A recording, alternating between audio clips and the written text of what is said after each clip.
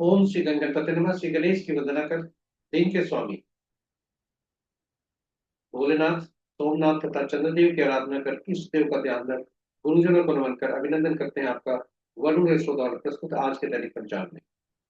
यह नित्य प्रस्तुत हुआ करता है और इसके पहले भाग का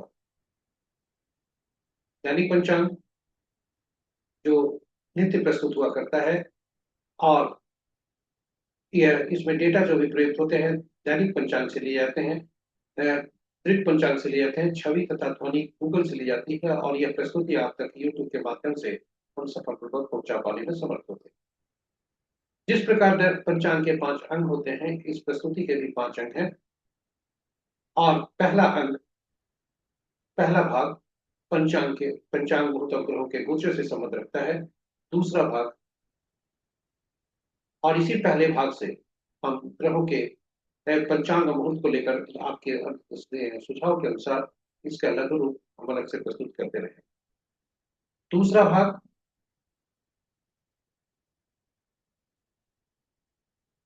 दूसरा भाग नक्षत्र से संबंध है, इसे तारा भंग कहते हैं। यह चंद्र किसी भी जातक का जिस नक्षत्र में जन्म होता है और आज चंद्रमा जिस नक्षत्र में है उसके अनुसार आज कैसा दिन होने तारा का आज क्या संकेत दे रहे हैं शुभता के बारे में वह बताता है।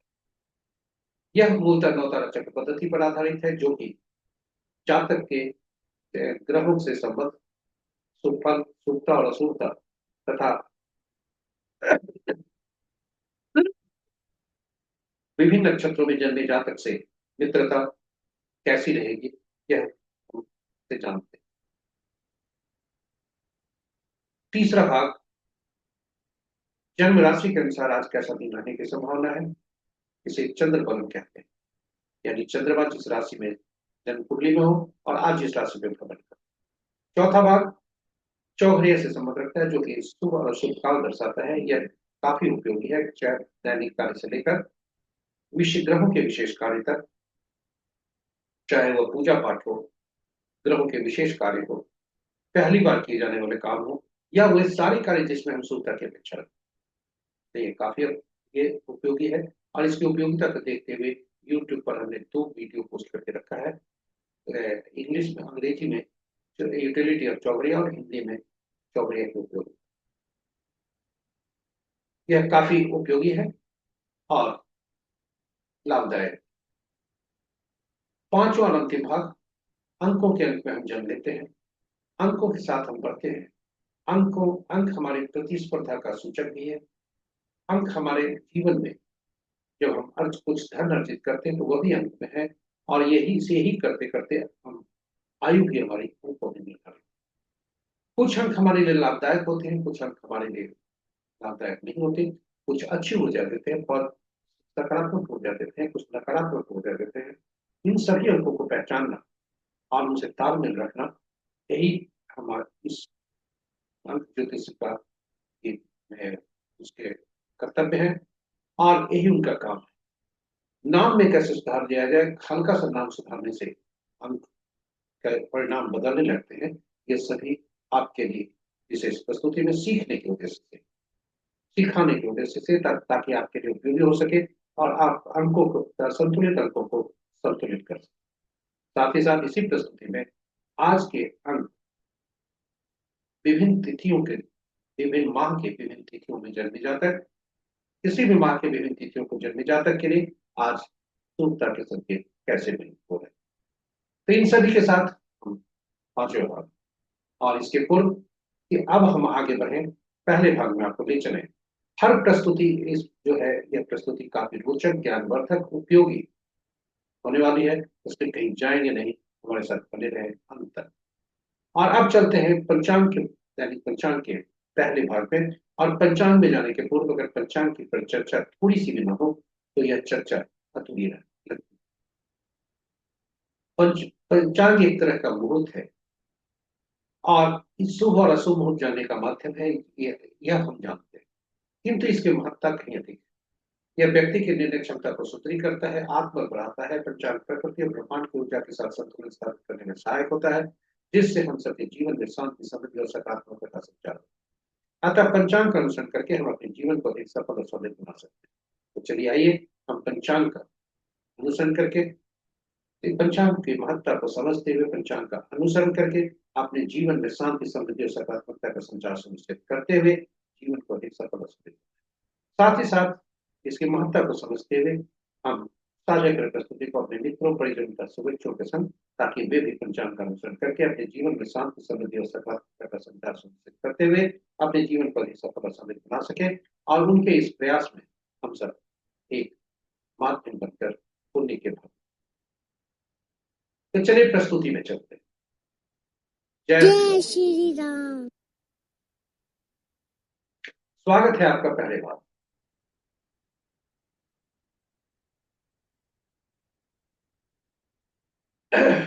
आज का दिनांक 17 नवंबर 2025 माघ से पक्ष कृष्ण शाखा संवत 1947 वर्षों विक्रम संवत 2082 कलायुग और कलयुग का 5,130 आज का सूर्योदय 6:08 पर, सूर्यास्त 5 आज का दिशा शुभ पूर्व है। फिर भी इस दिशा में यात्रा करते पड़े तो आईना देखकर या दूध का सेवन कर यात्रा। पंचांग के 5 अंक, वार सोमवार, तिथि कल सुबह सूर्योदय के बाद 7:12 तक द्वादशी तिथि जो भद्रा के अंतर्गत आता है, उसके बाद त्रयोदशी तिथि जो जया के अंतर्गत आता है। नक्षत्र कल भोर में 5:01 तक, सूर्योदय के कुछ देर पहले चित्रा, उसके बाद स्वाति। योग प्रातः, आज प्रातः 7:23 तक तिथि, उसके बाद अरिष्ट। करण अपराह्न 5:58 तक, संध्या में है, संध्या 5:58 तक कर, उसके बाद बनीज। और ये बनीज कल सुबह में 7 सूर्योदय के बाद 7:12। तो ये रहे हमारे, उसके बाद वृष्टिपत। तो ये रहे हमारे पंचांग के 5 महत्वपूर्ण मुहूर्त में शुभ मुहूर्त।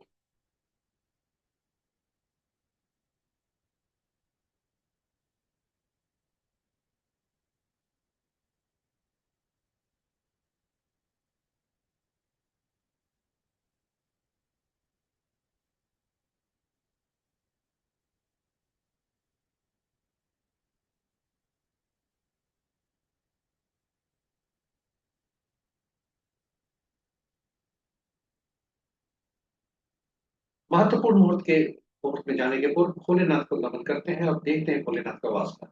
जय भोलेनाथ। ओम नमः शिवाय।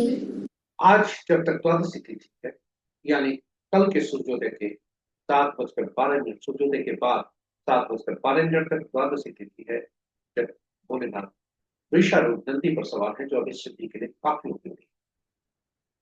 तत्पश्चात में भोजन पर जाते हैं, क्योंकि ओम नमः शिवाय।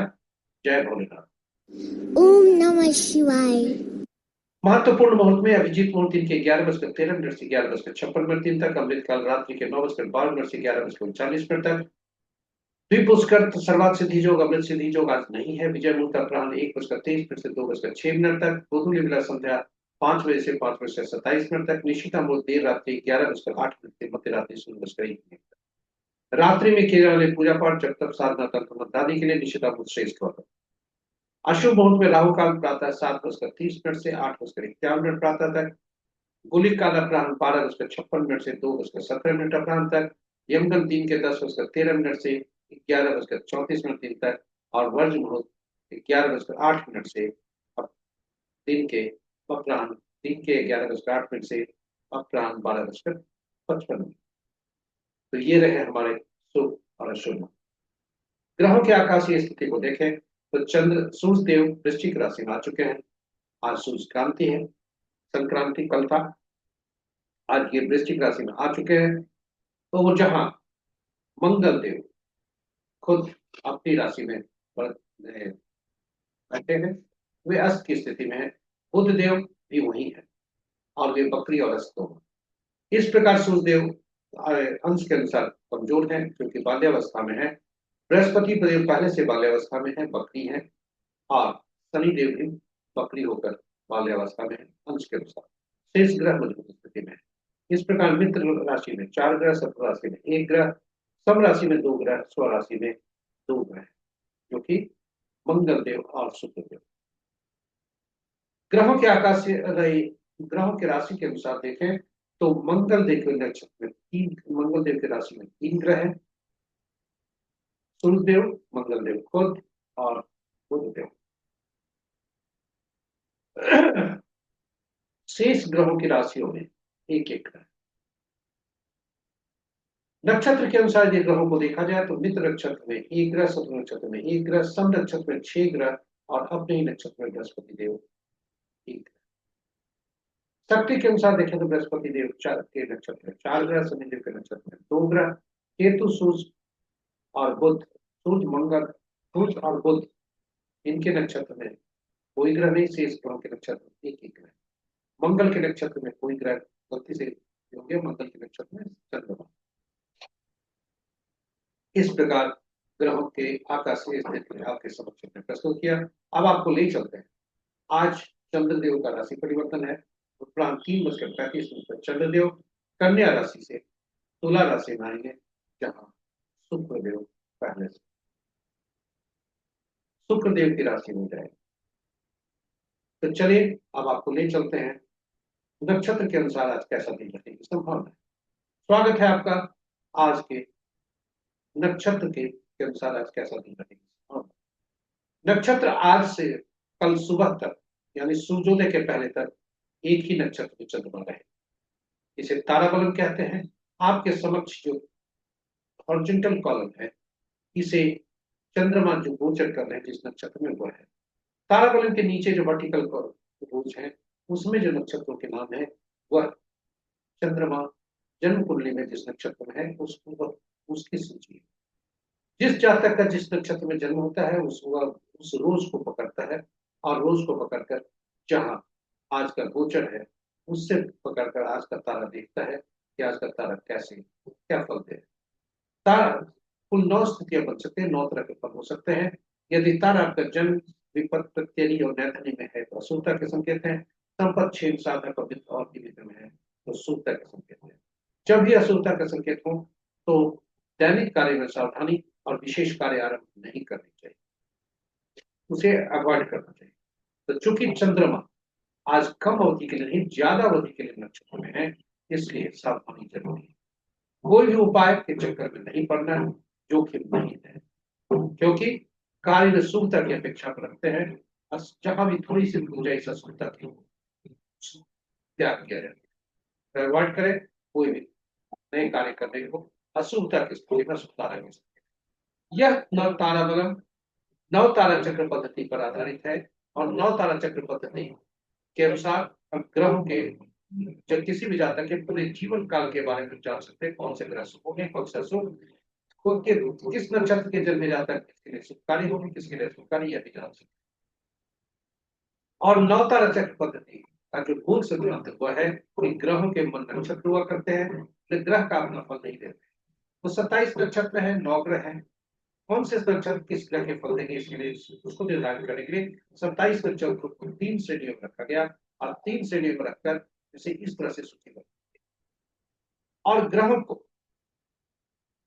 महादशा के क्रम में रखा गया, यानी केतु पहला ग्रह, शुक्र दूसरा, सूर्य तीसरा, चौथा चंद्रमा, पांचवा मंगल, छठा राहु, सातवां बृहस्पति, आठवां शनि और नौवां बुध।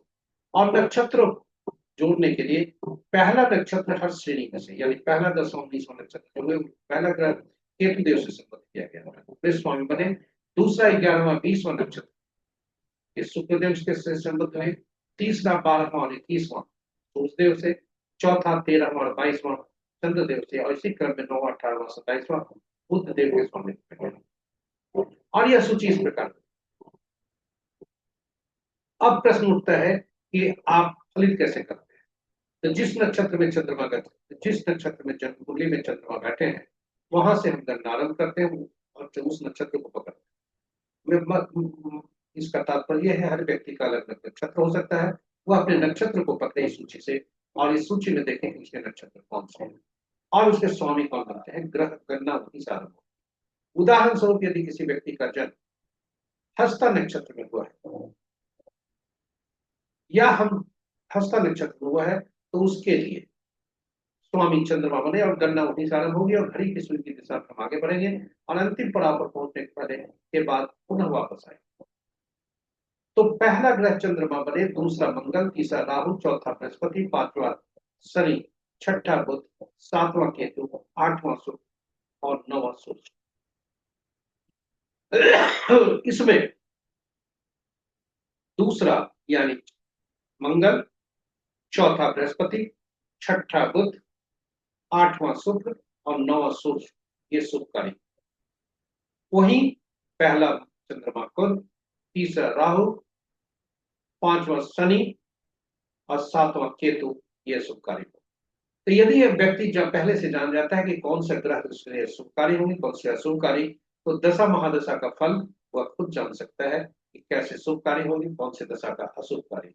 और शुभ ग्रहों की महादशा में वह शुभ कार्यों का निष्पादन योजनाबद्ध तरीके से कर सकता है।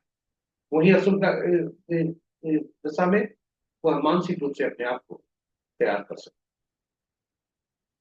तो इस प्रकार हम ग्रहों की स्थिति को जानते हैं। जन्म कुंडली में भी बैठे ग्रह हमें कौन सा का फल देंगे यह हो सकता है। जैसे उदाहरण के लिए जन्म कुंडली में चंद्रमा, क्योंकि चंद्रमा ही जन्म नक्षत्र है, तो मंगल को देखेंगे, मंगल कौन से ग्रह में बैठे हुए, कौन से भाव में बैठे हुए, ग्रह में नहीं भाव में, कैसे कौन सा बैठे हुए, किस राशि में।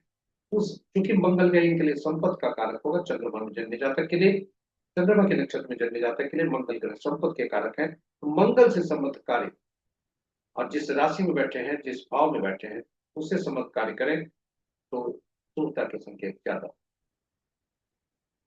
संपत्ति के कारण।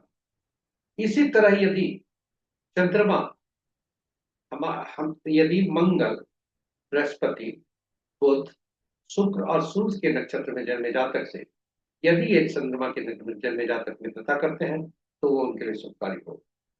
वहीं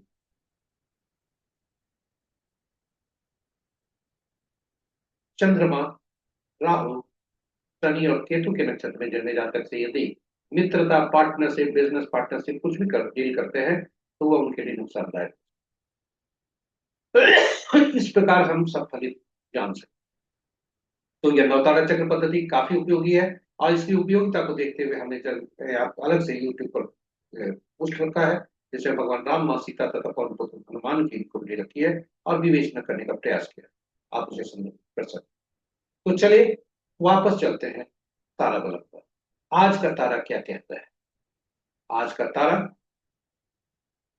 जो जैसा आरंभ में हमने कहा था कि 5:01 पर तक चित्रा नक्षत्र,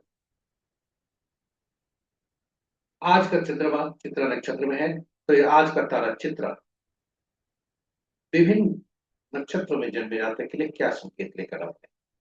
और कल के 5:01 के बाद चंद्रमा वहां से निकलकर स्वाति नक्षत्र में जाएगा, तो राहु का। तो यदि उदाहरण के स्वरूप भरणी, पूर्वा फाल्गुनी और पूर्वाषाढ़ नक्षत्र में यदि जातक का जन्म हुआ है तो पहला भाग शुभकारी है और दूसरा भाग अशुभकारी। यदि हम पुनर्वसु, विशाखा, पूर्वा भाद्रपद से देखते हैं, दोनों भाग मित्र और अति मित्र। आज के दिन में यदि हम कहें तो पहला भाग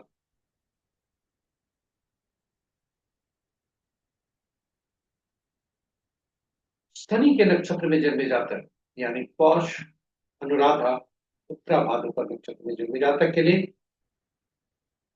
धन्य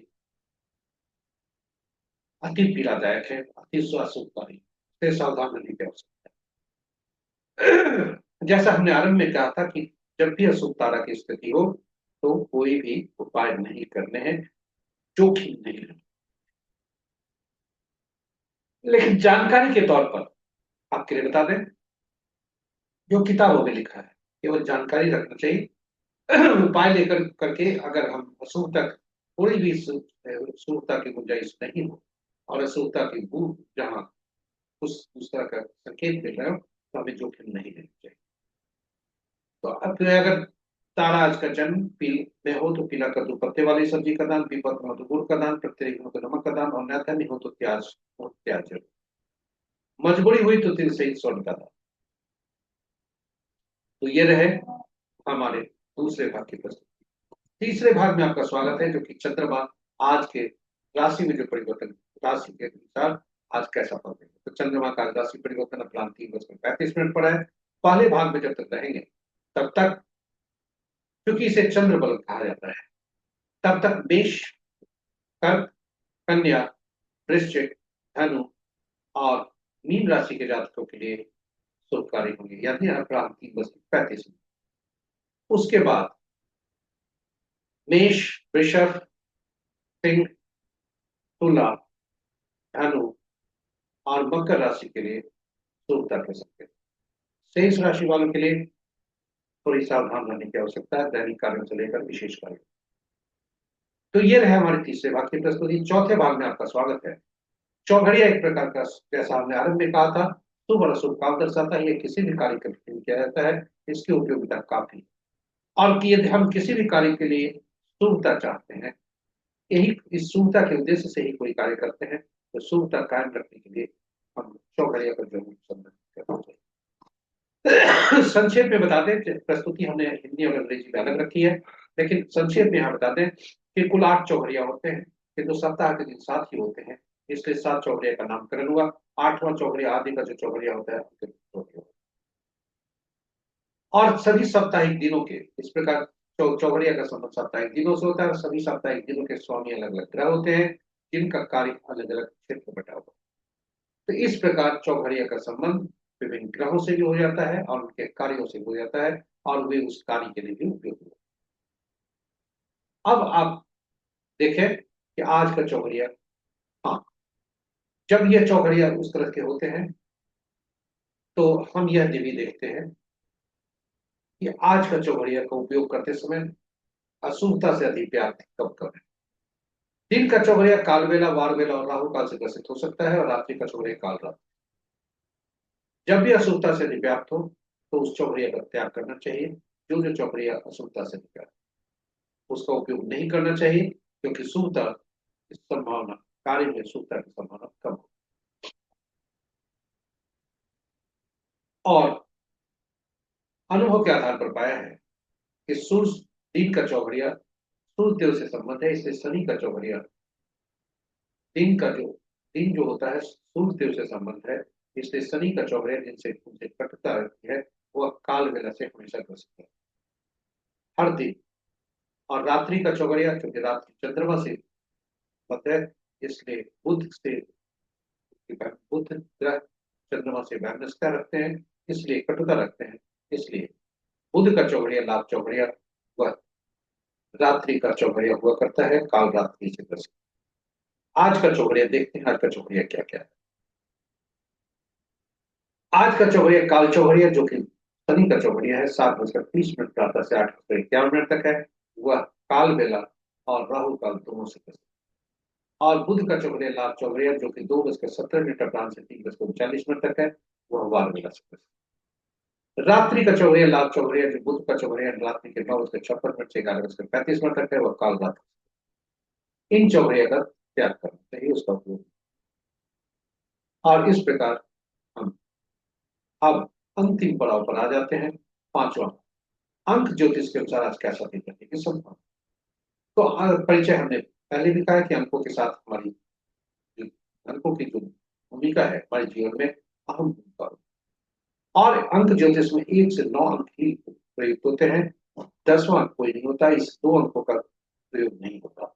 इसलिए जब भी 1 से ज्यादा अंकों का समूह, 2 और 2 से ज्यादा अंकों का समूह हमारे समझ आ जाए, तो उनमें प्रयुक्त के अंकों को जोड़कर एक अंक में परिवर्तित करते हैं। 1 से 9 के अंक को देखें तो 5वां अंक ऐसा होता है जो कि बीच का अंक होता है 1 से 9 के बीच में, इसलिए ये काफी शक्तिशाली है, इसके कोई भी शक्ति नहीं।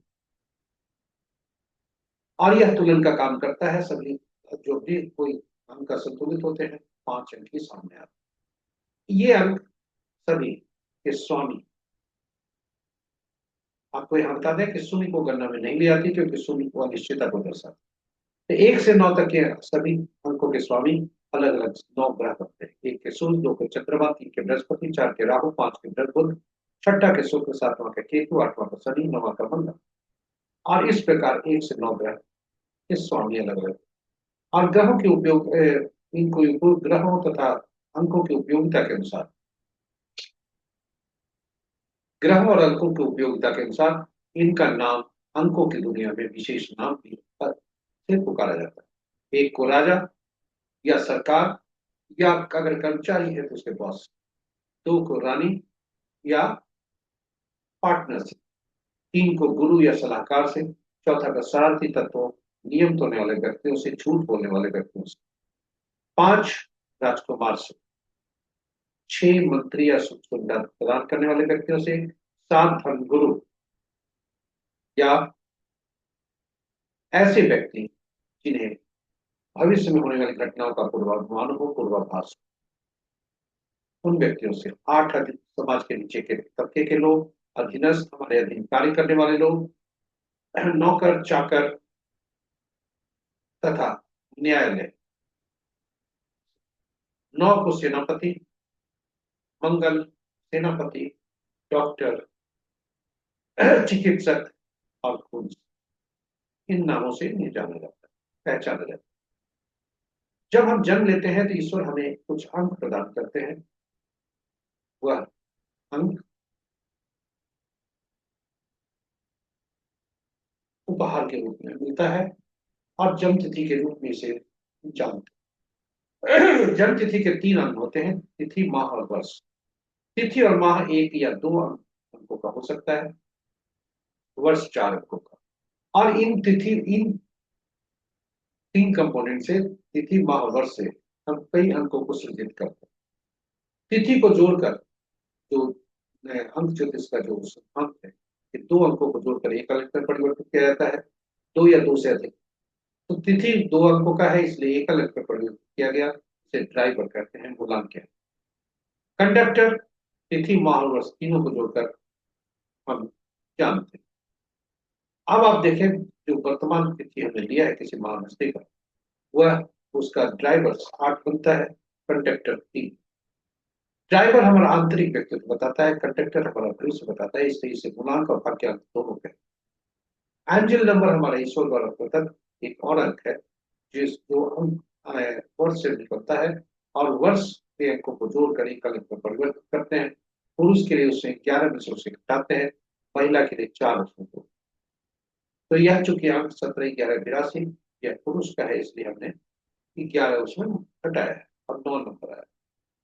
अब एक और अंक बनता है, मूलांक और भाग्यांक। मूलांक, सॉरी, जन्म तिथि और माह को जोड़। तिथि को केवल हम लेकर चलते हैं जब, तो वह मेरा आंतरिक व्यक्तित्व बताता है। तिथि और माह को जोड़ देते हैं तो वह हमारा बाहरी व्यक्तित्व बताता है। इस प्रकार अंकों को हम सृजित करते हैं, और अंक विभिन्न सृजित करते हैं मूल अंक से।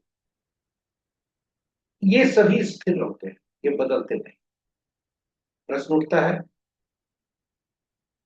आप यहाँ किनारे देखेंगे कि ये जो अंक है, इसमें एंजल नंबर इसका 9 होता है, और साथ ही साथ एटीट्यूड और जो अचीवमेंट नंबर है, जो हमारा बाहरी व्यक्तित्व को दर्शाता है, और एक।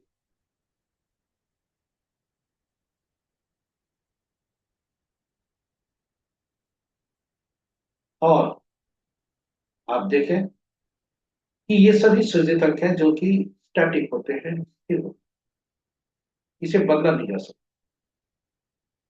अब हमें अगर मूलांक और भाग्यांक में ज्योतिष की का सिद्धांत, कि मूलांक और भाग्यांक आपस में शत्रु नहीं हो, और कोई भी अंक हम सृजित करें जो हम खुद धरती पर आने के बाद जिसका सृजन हो, वह पूर्णांक और भाग्यांक का शत्रु नहीं। नहीं तो समस्याएं आती। जिस प्रकार ड्राइवर और कंडक्टर में आपस में शत्रुता होती है, बस का चलना मुश्किल होता है। लेकिन ड्राइवर और कंडक्टर आपस में काफी अच्छे मित्र हैं, तो ड्राइवर कंडक्टर के उस बस में यदि ऐसे लोग सवार हैं जो ड्राइवर और कंडक्टर के शत्रु हैं, तो वे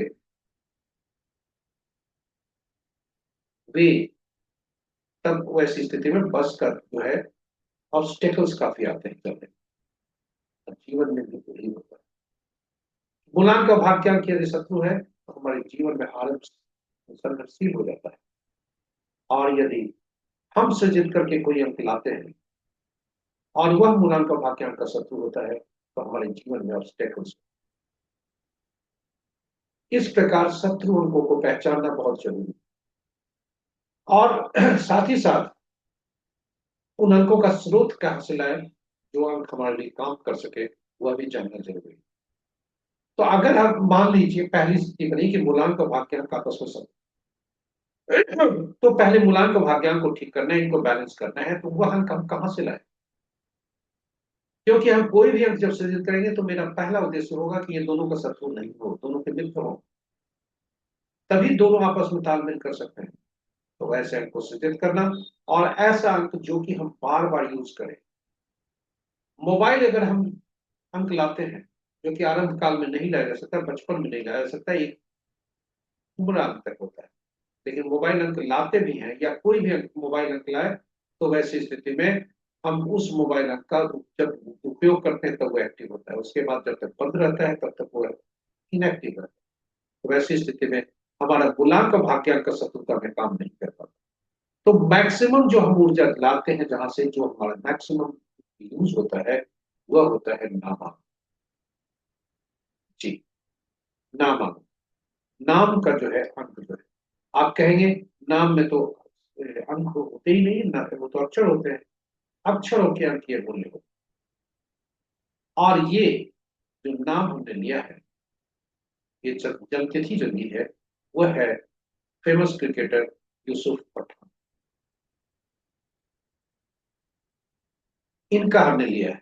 इनका जो नामांक है देखिए 3 पर आता है, मूलांक 8 पर है, भाग्यांक 3 पर है, और यह भी 3 पर आता है।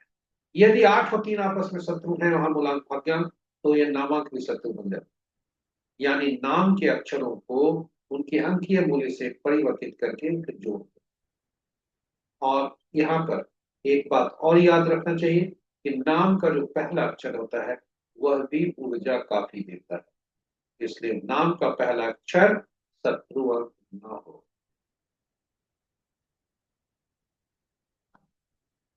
यह भी सुनिश्चित करते हैं। इसलिए आपके समक्ष अब आप जानना चाहेंगे शत्रु अंक कौन कौन है, तभी आप नाम को ठीक कर सकते हैं। तो ये देखिए आपके पास सब 1 के 8, 8 के 1, यानी 8 मूलांक यदि जातक का है और नाम का पहला अक्षर वाई है, क्योंकि 1 दे रहा है, तो वैसी स्थिति में शत्रुता होगी।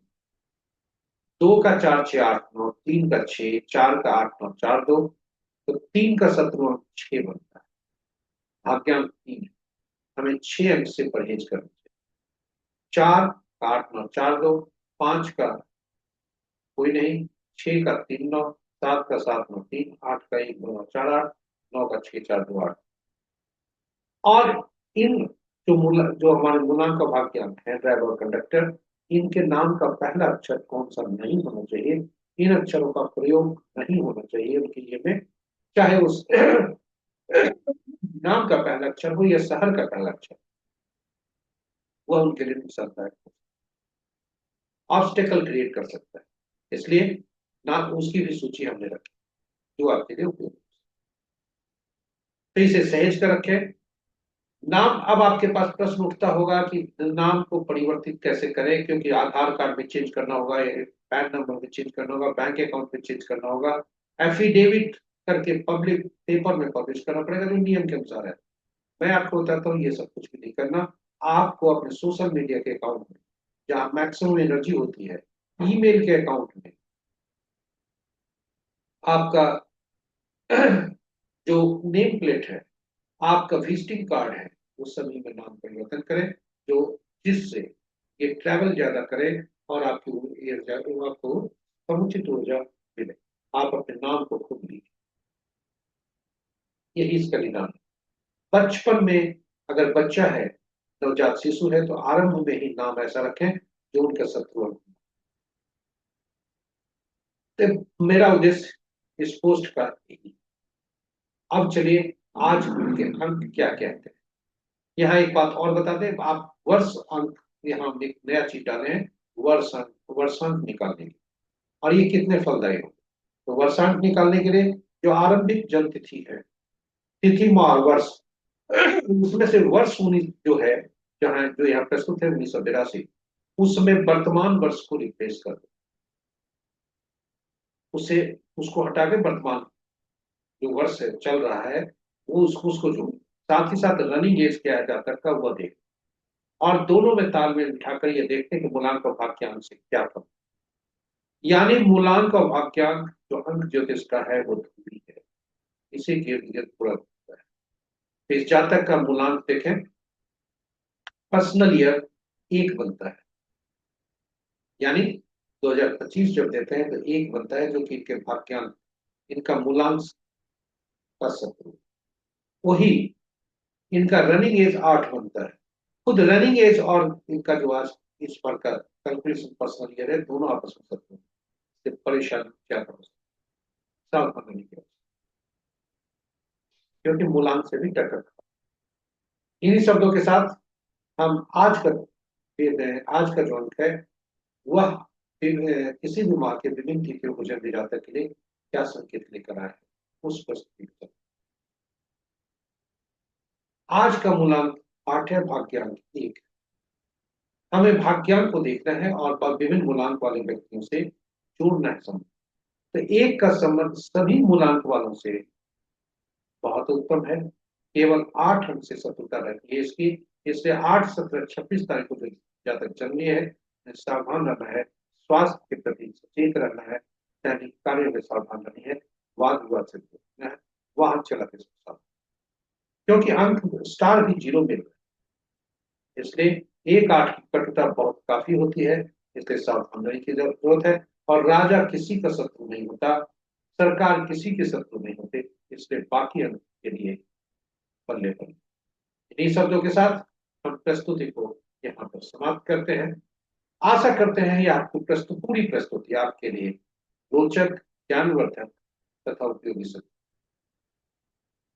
फिर भी यदि आप सोचते हैं कि इस प्रस्तुति को और बेहतर इस तरह से बनाया जा सकता है, तो आपका सुझाव।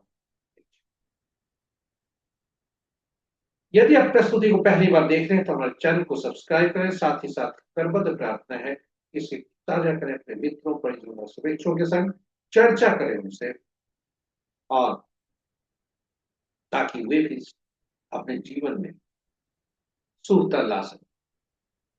मेहनत हमारी, प्रयास आपका, कल्याण सभी। इन्हीं शब्दों के साथ इष्ट देव से प्रार्थना करते हैं तथा आज के देवता भोलेनाथ, चंद्रदेव तथा सोमनाथ से प्रार्थना करते हैं आपका देश। इन्हीं शब्दों के साथ विदा देते हैं। जय शनिदेव, जय सोमनाथ, जय चंद्रदेव, जय